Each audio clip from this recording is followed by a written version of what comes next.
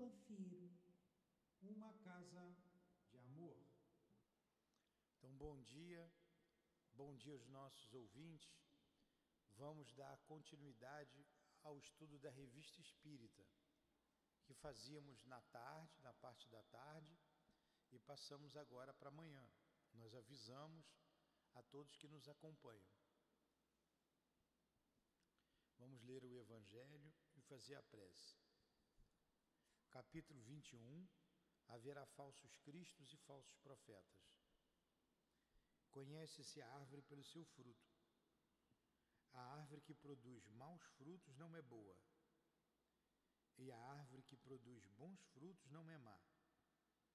Visto que cada árvore se conhece pelo seu fruto, não se colhem figos nos espinheiros, nem se cortam cachos de uva nas sarças. O homem de bem tira as boas coisas do tesouro do seu coração, porque a boca fala do que está cheio o coração. Lucas. Mestre Jesus, aqui nos reunimos em Teu nome, em nome de Deus, para mais uma manhã de estudos em nossa casa de amor. Ajuda-nos, envolva-nos, e que sejamos realmente uma casa de amor. Inspira cada um de nós. Que seja então em nome desses guias que estão conosco neste momento, responsáveis pelos trabalhos de divulgação da doutrina espírita. Em nome do amor, em nome do nosso amor, Lourdinha, do Teu amor, Jesus, e do amor de Deus, nosso Pai, acima de tudo, é que damos por iniciados os estudos desta manhã. Que assim seja. Graças a Deus. Então, vocês que estão aí, obrigado por terem vindo estudar. A Revista Espírita, ela foi lançada no dia 1º de janeiro de 1858. Kardec, quando estava compilando a doutrina, o Livro dos Espíritos foi em 1857, 18 de abril de 1857. Ele recebia cartas de várias partes do mundo. Quando um espírito escrevia, por exemplo, lá na Alemanha, ele já botava ali embaixo o endereço, assinava e botava o endereço para enviar para a França, para o Allan Kardec. E ele recebia muitas mensagens. Ele tinha aquelas médiuns, aquelas meninas, eram 2 meninas da família Boudin, e ele também fazia suas pesquisas e vinha ao encontro do que os espíritos diziam ali, vinha de longe a mesma resposta. E ele resolveu então, por conta dele, ele que financiou, divulgar de uma maneira que chegasse a todo mundo e ele tivesse um retorno da doutrina espírita, que era uma doutrina nova, uma filosofia nova. Então ele fez a Revista Espírita. Então ele desencarnou, Kardec desencarnou em 1869. E a doutrina espírita a Revista Espírita foi até 1869. Alguns deram continuidade, a sua esposa, outros amigos dele, até o final do ano de 69. E a gente está estudando, nós já estudamos a de 1858 e já iniciamos a Revista Espírita de 1859. Era uma revista por mês. Uma revista por mês. Então, no ano de 1858, começou em janeiro, foram 12 revistas. Em 1859, mais 12 revistas. Aqui, então, nesse livro, estão 12 revistas. A de janeiro de 1859, a de fevereiro. Nós ainda estamos na de janeiro de 1859. A gente está estudando aqui. E o que é uma revista? Ela é composta de artigos, não é? você abre uma revista, agora tem menos revista, tem poucas, as pessoas leem pouca revista por causa da internet. Estão substituindo os livros de folha com os livros eletrônicos. Eu não gosto, eu gosto do livro assim. Então, mas a revista tem um artigo, muda de assunto de uma hora para outra, não muda? Vai falar da enchente do Rio Grande do Sul. Daqui a pouco tem um assunto sobre modas. Daqui a pouco tem um outro assunto sobre um assunto qualquer. E muda toda hora de assunto, não é assim? Uma revista, aqui é a mesma coisa. Aqui é a mesma coisa. A gente vai mudar de um assunto para outro. Então vamos lá. Qualquer dúvida, vocês podem me interromper. Então nós estamos em janeiro de 1858. A gente tem aqui um artigo que fala de Adrien, deve ser Adrien, médium vidente. Adrien é um nome próprio. Adrien, médium vidente. Já teve um artigo desse lá na revista de 1858, que eu lembro. Então, esse Adrien, o médium vidente, é número 2, tem aqui número 2. Semana passada, à tarde, nós estudamos aqui uma resposta de Kardec a um príncipe, o príncipe de G. E essa resposta nós estudamos em 2 aulas. É um resumo da doutrina espírita. É um resumo que o Kardec fez para ele. Muito interessante. Muito interessante. Estou aqui a pensar se eu vou aqui para o médium vidente ou se eu leio de novo aqui o resumo que o Kardec fez. O que vocês acham? Continuo em frente ou vamos aqui para a resposta? Aí começa o primeiro artigo. Vamos começar, né, Patrícia? Você vai estar sempre aqui nesse horário. E para mim é importante vocês estarem aqui estudando, que me ajuda. O artigo é o seguinte. Revista Espírita, Jornal de Estudos Psicológicos, ano 2, janeiro de 1959, número 1, primeiro artigo, número 1, porque é a revista de janeiro.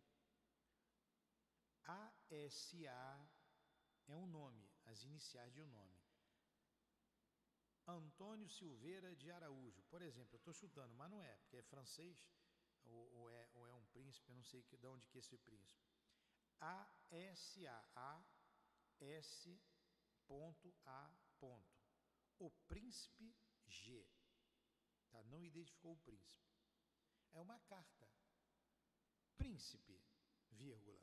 Kardec vai responder o príncipe. Algumas perguntas que ele fez. Aí vamos lá, olha que resposta interessante. Eu vou ler devagar, 45 minutos de aula, eu vou parar, para não atrapalhar. Ele diz assim: deu-me Vossa Alteza a honra, para não cansar vocês, deu-me Vossa Alteza a honra de me dirigir várias perguntas relativas ao Espiritismo. Então esse príncipe escreveu para Allan Kardec e fez várias perguntas sobre o Espiritismo.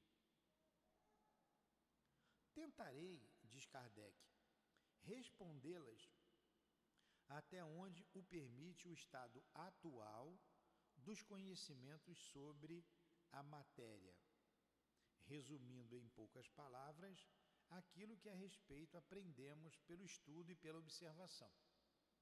Então, essa resposta foi dada em 1859. Não tinha sido lançado ainda o Livro dos Médiuns, não tinha sido lançado o livro O Evangelho segundo o Espiritismo, não tinha sido lançado o Céu e o Inferno e nem a Gênese. Estava num princípio. Aí o Kardec vai e responde: vou responder de acordo com o meu conhecimento, com o que eu sei até agora. Então, a simplicidade de Kardec, né? tem que aprender com ele. As questões em causa baseiam-se nos próprios princípios da ciência. Para dar mais clareza à solução, é necessário ter em mente esses princípios. Permita-me, pois, considerar o assunto de um plano um pouco mais alto e estabelecer, como preliminares, certas proposições fundamentais, que servirão, aliás, de resposta a algumas dessas perguntas. Então, o que o Kardec disse aqui? Ele fez várias perguntas, ele disse, para eu responder essas perguntas, eu tenho que partir de um princípio, que é o princípio doutrinário, o princípio da doutrina espírita, que ele vai relatar aqui. Me permita, então, falar sobre esse princípio.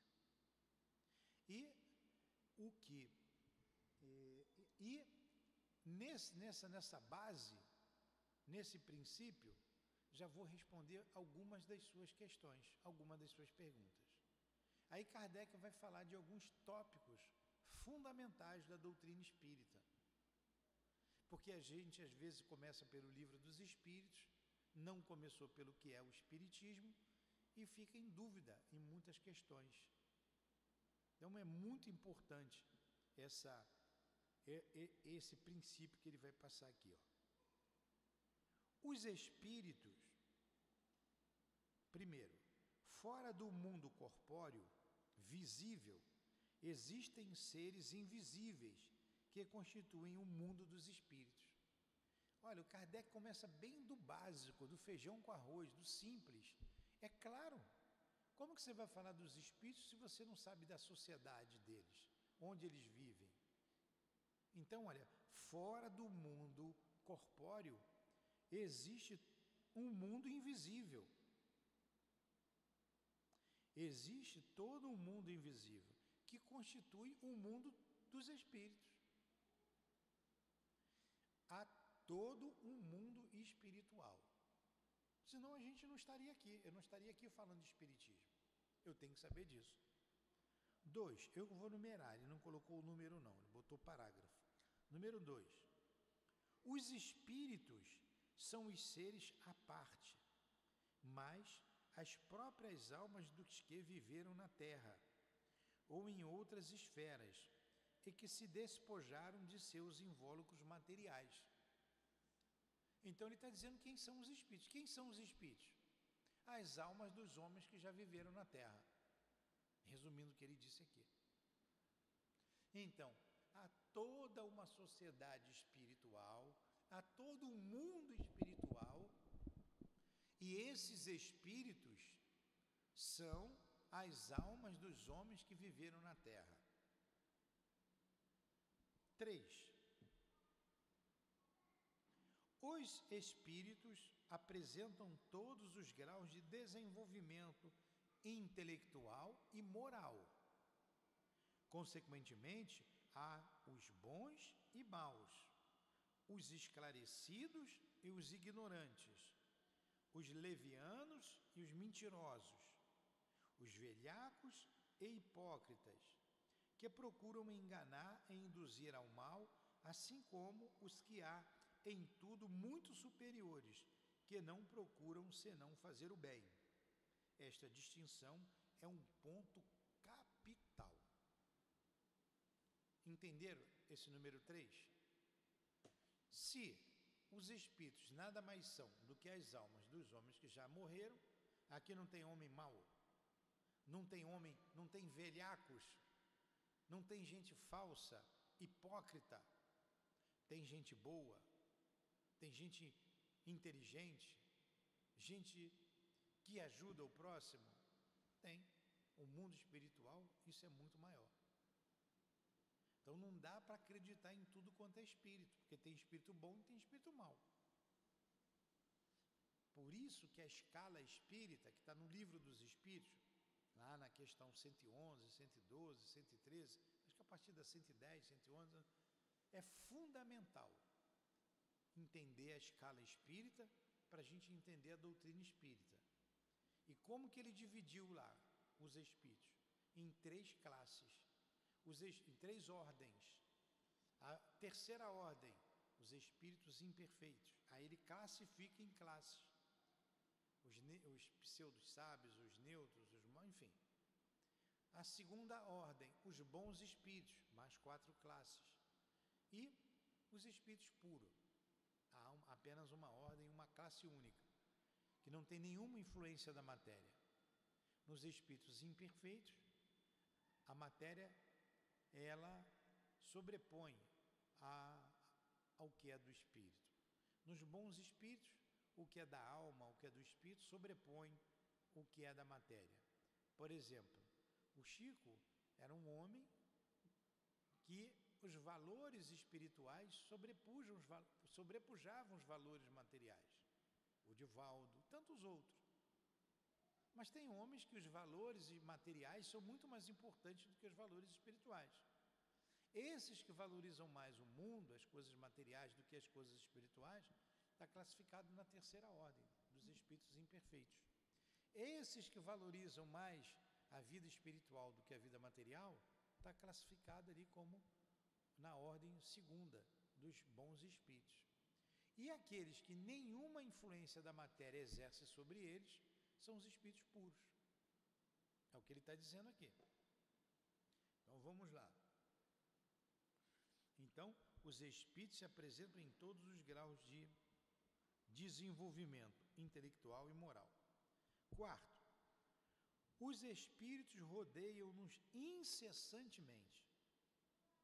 Malgrado nosso, dirigem os nossos pensamentos e as nossas ações, assim influindo sobre os acontecimentos e sobre os destinos da humanidade.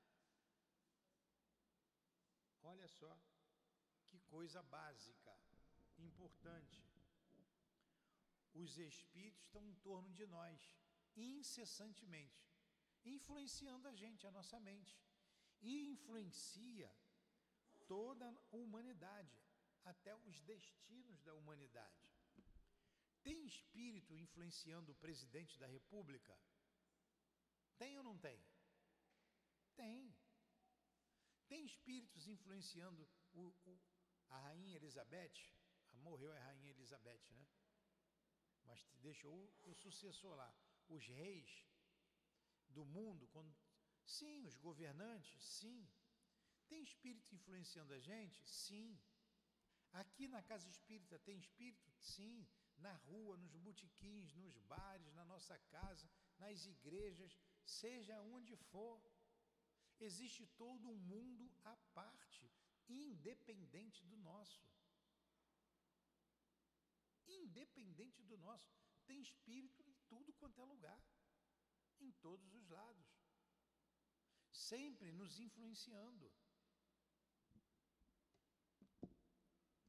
Entenderam isso? Alguma pergunta? Quando vocês morrerem, vocês vão ser espírito. Aí para onde vocês vão? Eis a questão. Para onde vocês vão? Eu sugiro que venham para a casa espírita.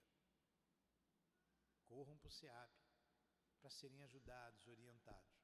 Mas sabe o que acontece com a maioria, com muitos deles? Muitos vão para casa, preocupado com o filho, preocupado com o marido, com a mulher. Ficam em casa. Muitos não sabem nem que morreram. E eles influenciam. Então amanhã vocês serão influenciadores. É melhor que venham para cá para aprender como ajudar. Porque eles ajudam quem eles amam.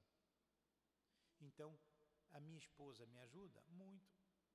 O altivo me ajuda? Muito. Ajuda. Quinto,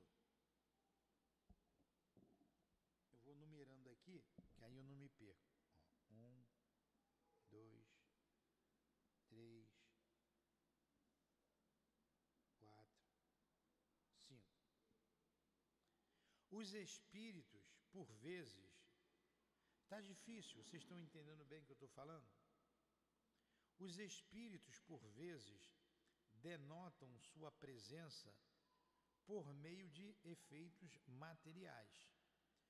Às vezes eles movimentam um objeto, eles se materializam, aparecem para a gente. Esses efeitos nada têm de sobrenatural. Tem gente que chega aqui, eu tenho medo, estou arrepiado, eu vi ali.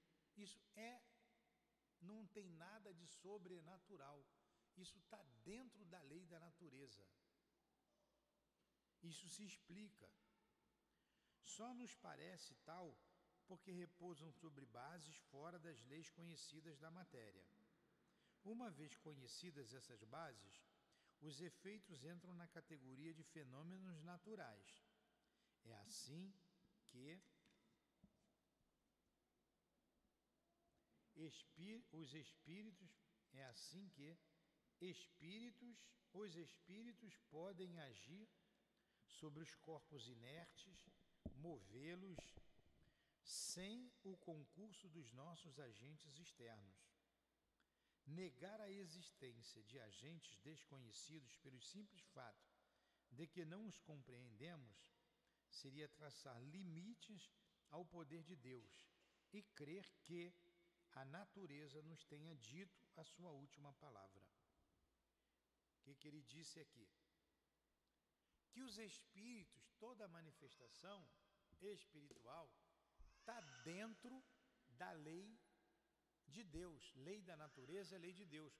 Não tem nada de sobrenatural. Antigamente, a gente dizia que era sobrenatural porque a gente não conhecia a lei. Uma coisa é você desconhecer a lei.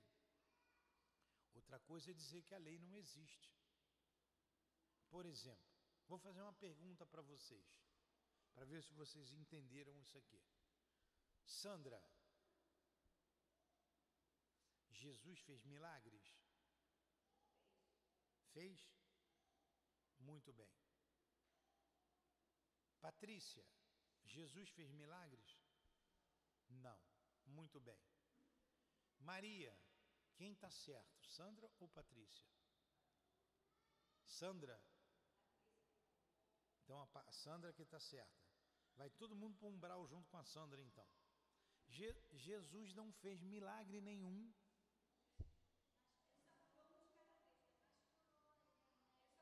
Mas quem disse que curar é milagre? O que é um milagre? O milagre é uma mágica. O milagre é algo sobrenatural. Curar não é milagre. Quando Jesus botava a mão, ele curava. Mas quando a gente bota a mão aqui no centro, a gente cura também. Quando bota a mão lá na igreja, também cura. É a ação do fluido. Entra uma porção de coisas. Entra a fé daquele que está doando. Entra a pureza do fluido daquele que está dando passe. Entra o merecimento do outro. Mas quando há a cura, não há milagre. Quando o médium estende a mão, quando Jesus estendia a mão, dele saía uma energia. Isso fica bem claro quando aquela mulher chamada hemorríase ou hemorrágica, que ela se esvaía em sangue já há muitos anos, há mais de 15 anos, e ela tinha buscado todos os médicos, ela diz assim: se eu tocar na túnica dele, eu vou ficar curada. Então ela vai no meio da multidão e segura na túnica de Jesus. Aí Jesus diz assim: quem me tocou? Alguém me tocou, quem me tocou? Aí os apóstolos estavam ali e disseram assim: Jesus, mestre, todo mundo te tocou. Não está vendo a multidão? Está todo mundo empurrando, está todo mundo aqui. Aí Jesus, não, ele parou e disse assim: não, alguém me tocou, porque eu senti uma virtude sair de mim. Ele não falou sentir um fluido, uma carga fluídica, porque não existia essa palavra. Ele falou virtude, que é igual a fluido. Então ele sentiu uma descarga. Quando ela tocou nele, ela puxou a energia, que ela foi com fé, porque ela disse: se eu tocar na túnica dele, eu vou ficar curada. Ela puxou o fluido, então teve uma descarga magnética. Aí ela diz: fui eu, Senhor. ele pede, aí ele diz para ela, vá, a tua fé te curou. Aí entra a fé dela. Mas Jesus não fez milagre. Por que eu fico aqui dando passe com a mão, jogando fluido, você vem de novo? Porque o meu fluido não é igual ao fluido de Jesus.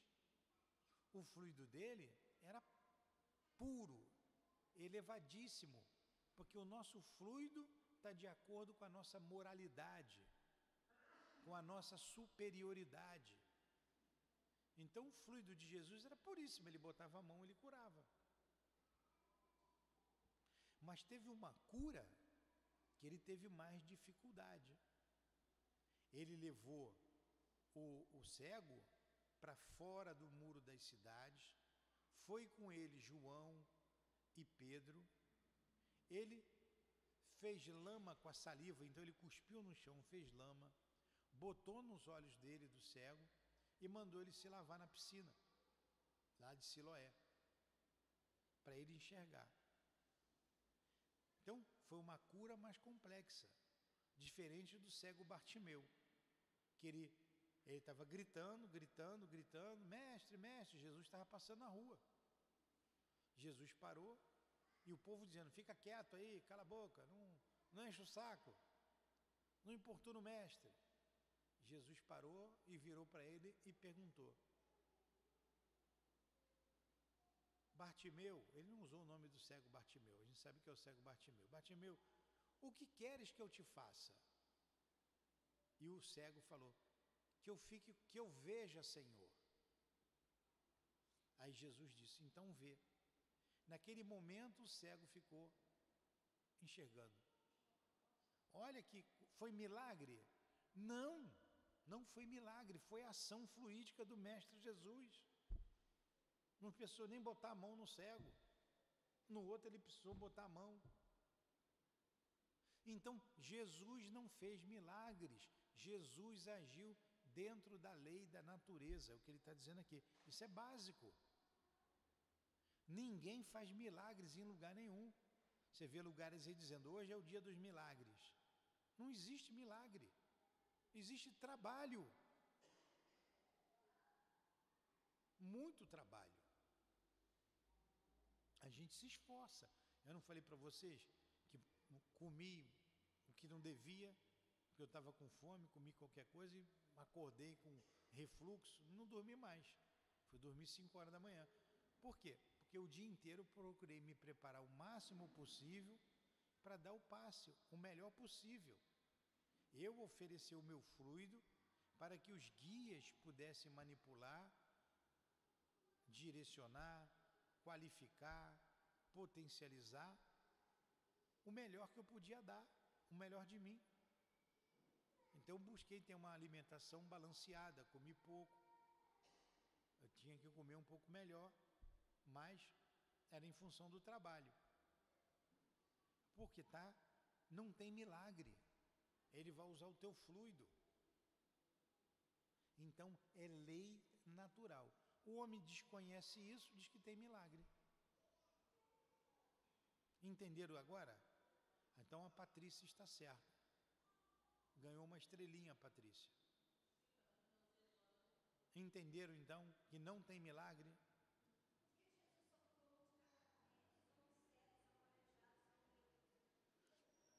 Olha só, isso aí você deve ter ouvido lá na igreja. Que Jesus só curou um cego, não. Ele curou o cego Bartimeu, ele curou o cego que levou para fora dos muros da cidade. Ele tem um outro cego que ele curou, tem 3 cegos ali. Mas olha só, quando você pega lá,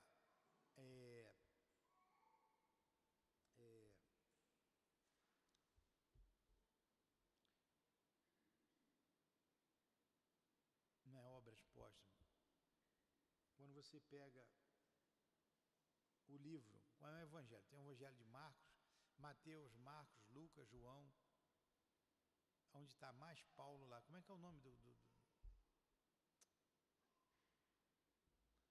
Ah, meu Deus. Sabe o que é isso? Cansaço.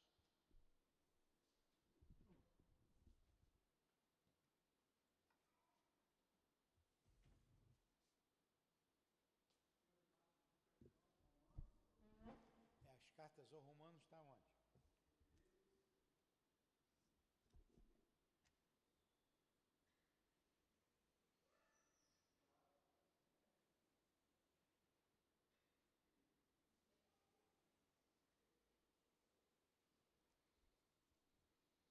Como é que é? Antes do Apocalipse.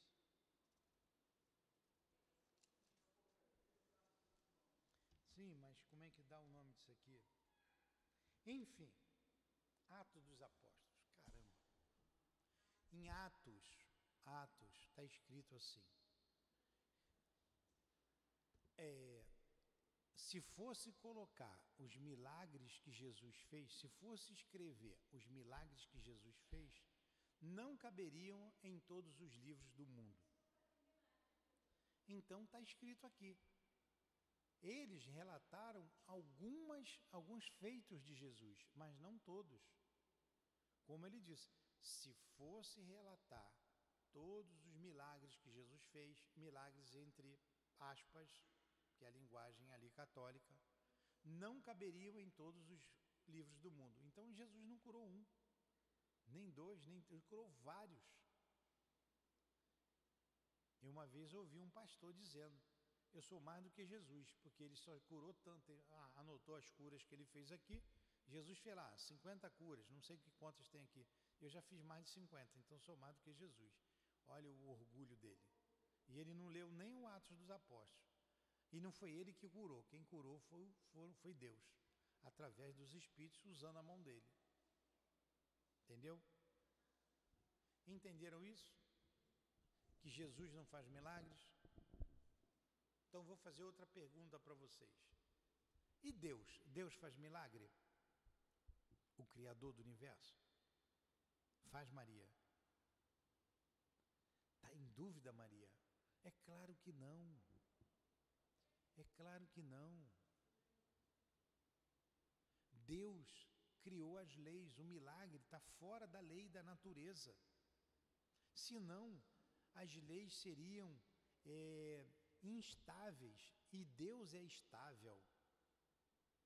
Quem é instável somos nós.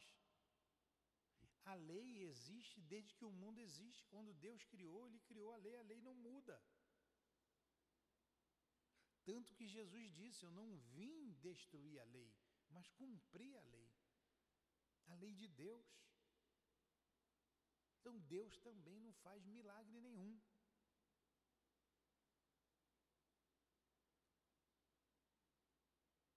Olha, estou parando nesse ponto para vocês entenderem. Vocês ficam vindo aqui, vai na igreja, vem aqui, vai lá, escuta lá, confunde a cabeça.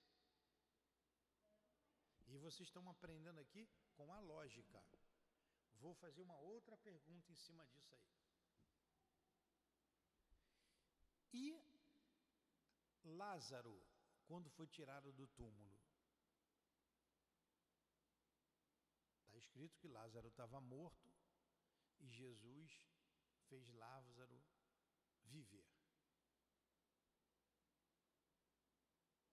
Então Jesus fez milagre no caso de Lázaro?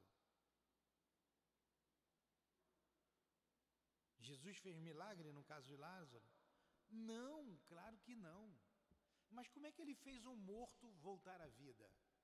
Mas quem disse que Lázaro estava morto? Ah, mas está escrito ali, não, está escrito lá, Lázaro dorme. Se morreu, vocês já aprenderam, morreu, não tem como pegar um defunto e fazer ele viver. Não tem como, não existe isso. Não existe. Morreu, acabou. Não tem como. Porque você tem um corpo físico, você tem um corpo espiritual, que é o perispírito, e a morte é o rompimento do laço que liga o perispírito, que é o corpo espiritual, ou o corpo físico. Uma vez rompido, cortado o laço, não tem como voltar. Mas como é que Lázaro estava enterrado já? Naquela época, morreu na mesma hora, embrulhava numa rede e botava lá dentro da pedra num túmulo e fechava. Não esperava um dia não.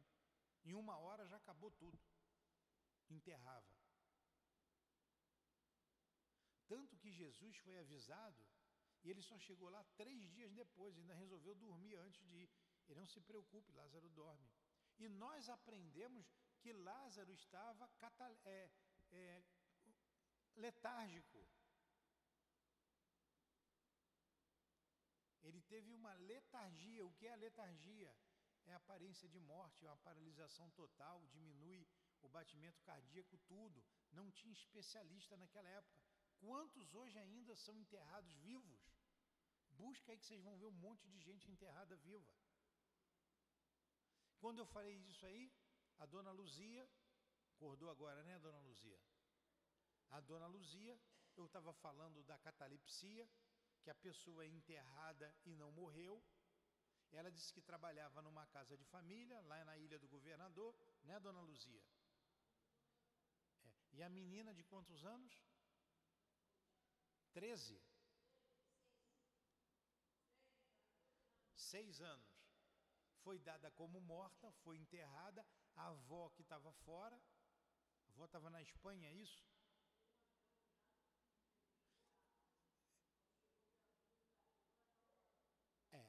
A avó disse: ela não morreu. Ela não enterra, espera eu chegar. Não esperaram a avó. A avó veio correndo, estava em outro país. Quando chegou, estava enterrada. A avó: não, desenterra, ela não morreu. Lá no cemitério do Cacuia. Dona Luzia está aqui, sabe disso. Trabalhava na casa dela. Quando abriram o caixão, tiraram o caixão, a menina estava virada, não é? Virada com as mãos. Morreu sufocada. Ela não estava morta. Fala, Maria.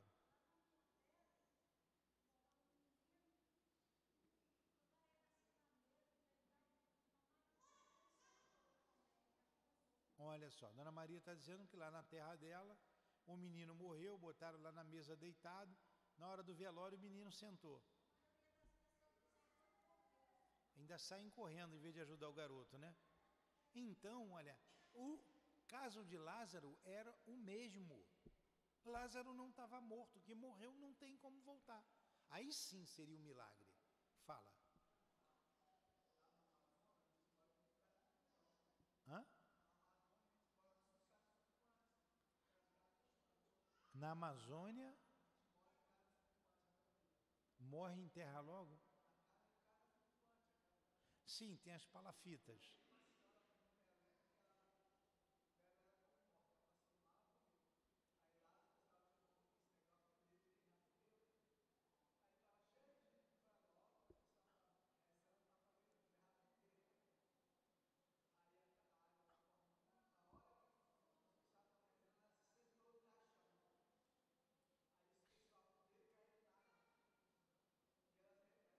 Então, ela não morreu, né? Depois de tudo isso?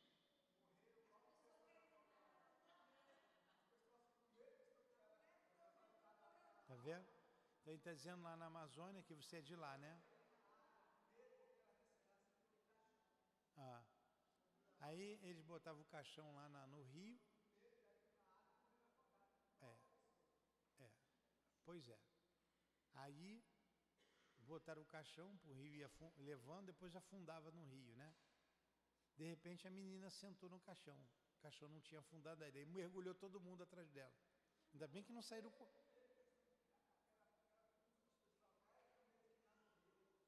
Ainda bem que não correram do defunto, né? Pois é. Hoje você tem métodos para detectar isso. Tem que ter um neurologista para fazer aqui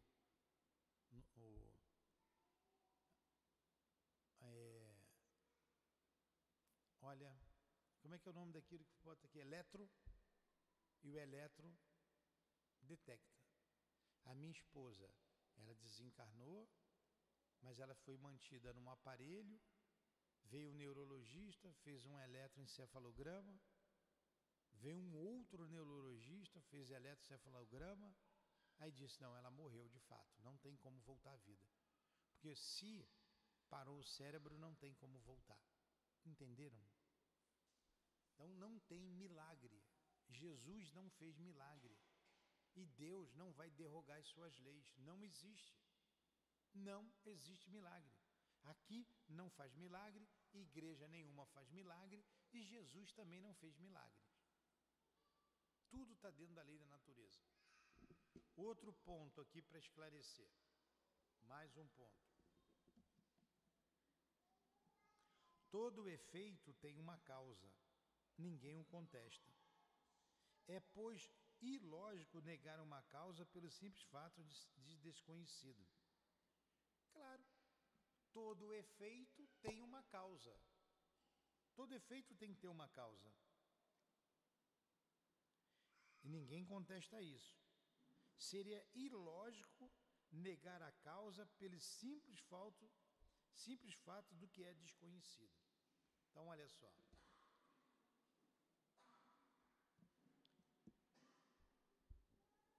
Não é porque eu não conheço que não tem uma causa. Tem um caçador aqui, vou pegar o exemplo que está lá no Livro dos Médiuns. É um caçador. Lá no Nordeste tem muito caçador, hoje não tem nem mais lá, como é que chama lá? Como é que é o nome daqueles passarinhos lá? Tem muita codorna, tem outro passarinho que eles caçavam lá e... Enfim, vocês estão vendo um pássaro voando. Sei que aquele pássaro ali, bonito, vocês escutam um tiro, um estampido de um tiro. O pássaro cai. Qual a conclusão que vocês tiram? Que conclusão vocês tiram disso? Bora! Tem um pássaro voando. Escutaram o barulho de um tiro. Pá! E o pássaro cai. Alguém atirou do pássaro, não é? Vocês precisam ver o caçador, vocês não viram o caçador. O caçador está escondido no mato. Ó, alguém atirou e o pássaro morreu, caiu. Qual foi o efeito? O efeito foi o pássaro cair. Qual foi a causa do pássaro cair? O tiro. A causa foi o tiro. O caçador deu um tiro, o pássaro caiu. Ali está a causa do pássaro cair. O efeito do tiro que ele deu foi matar o pássaro. Certo? Então, todo efeito tem uma causa.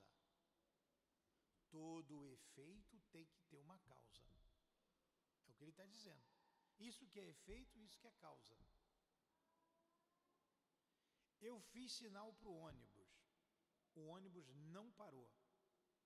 O outro ônibus demorou. Eu cheguei atrasado no meu trabalho. Qual foi o efeito? O atraso no meu trabalho, esse é o efeito. Qual foi a causa? O motorista que não parou, o ônibus que não parou, não é? Entenderam o que é efeito, o que é causa? Vamos lá, ele vai continuar falando disso aqui. 7.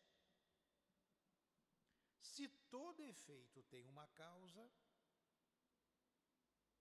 todo efeito inteligente deve ter uma causa inteligente, correto? Quando vemos as peças do aparelho telegráfico produzirem sinais que correspondem ao pensamento, não concluímos que elas sejam inteligentes, mas que são movidas por uma inteligência. Dá-se o mesmo com os fenômenos espíritas. Se a inteligência que os produz não for a nossa, evidentemente independe de nós. Então vamos lá. O relógio dá a hora. Estou vendo aqui a hora ali, está na hora da gente parar. A gente já vai parar. 5 acabar de explicar isso. Eu posso dizer que esse relógio é inteligente? Ou foi um homem inteligente que criou o relógio? A causa daquele relógio foi o homem inteligente. E ele funciona perfeito, né? A causa está ali, aquilo ali é o efeito.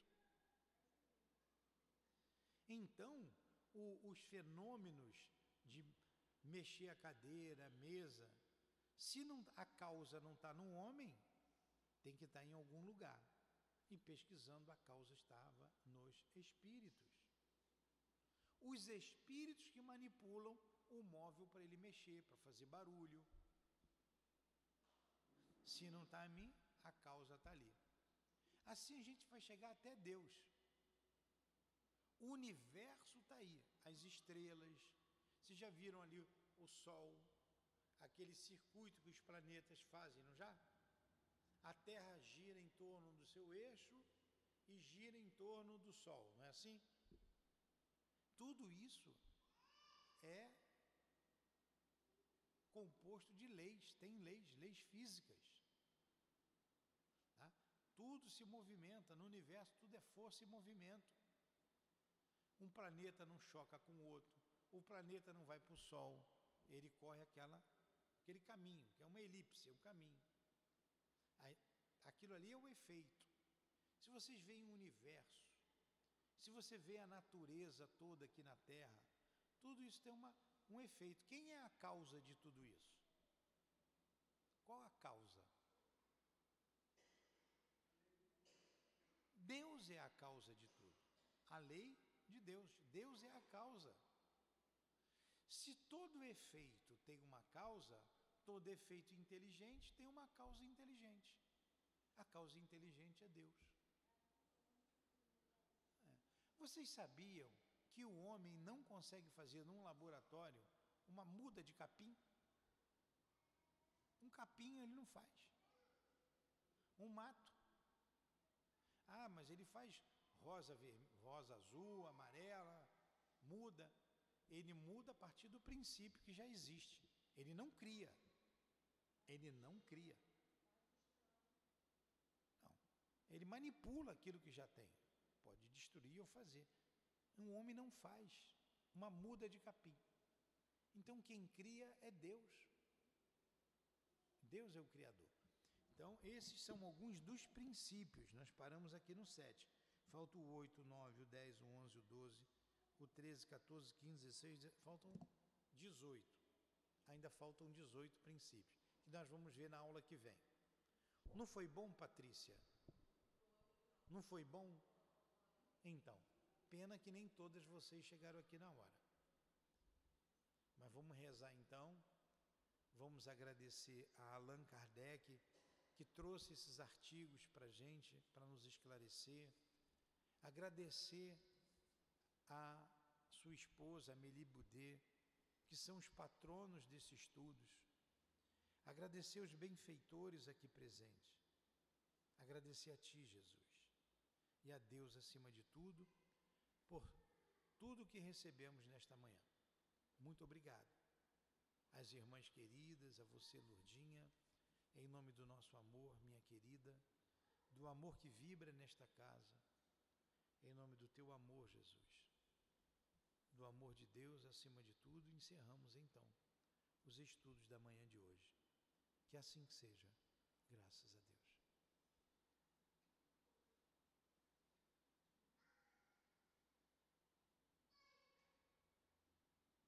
CEAP, Centro Espírita Altivo Panfiro.